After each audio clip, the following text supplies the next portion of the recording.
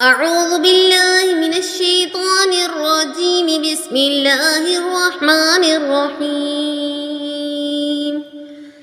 يا أيها الذين آمنوا اتقوا الله وذروا ما بقي من الربا إن كنتم مؤمنين، فإن لم تفعلوا فأذنوا بحرب من الله ورسوله، وإن تبتم فلكم رؤوس أموالكم لا تظلمون ولا تظلمون، وإن كان ذو عسرة فنزرة إلى ميسرة، وأن تصدقوا خير لكم إن كنتم تعلمون، واتقوا يوما ترجعون فيه إلى الله ثم توفى كل نفس ما كسبت وهم لا يظلمون.